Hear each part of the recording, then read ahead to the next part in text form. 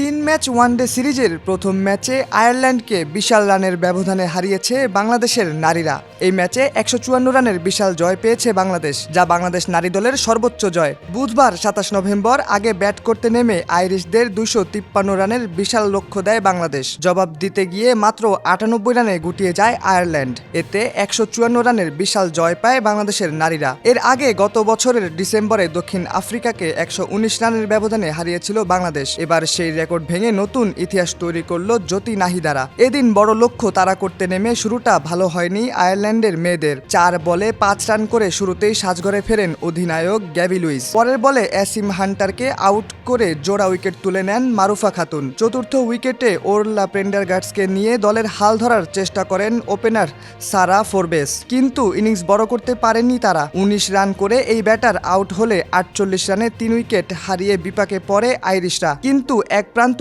আগলে রেখে লড়াই করে যান ফোরবেস। 25 রান করে আউট হন এই আইরিশ ওপেনার। এরপর লেআউফ পল 0, লরা ডিলানি 22, উনা রেমন্ড হয়ে 7 এবং আভা ক্যানিং 0 রানে বোল্ড আউট হলে ম্যাচ থেকে ছিটকে যায় আয়ারল্যান্ড। শেষ দিকে আইমি ম্যাগুয়েরে 0 এবং ফ্রেয়া সার্জেন্ট 9 রানে আউট হলে মাত্র 98 রানে অল আউট হয় আয়ারল্যান্ডরা। বাংলাদেশের হয়ে সুলতানা খাতুন এবং নাহিদা আক্তার 3টি করে উইকেট শিকার করেন। এছাড়া 2 উইকেট নেন মারুফা আক্তার।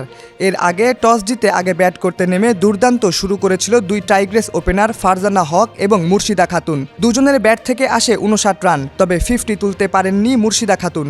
19তম ওভারের চতুর্থ বলে ক্যাচ আউট হন তিনি। 61 বলে 38 রান করেন মুর্শিদা।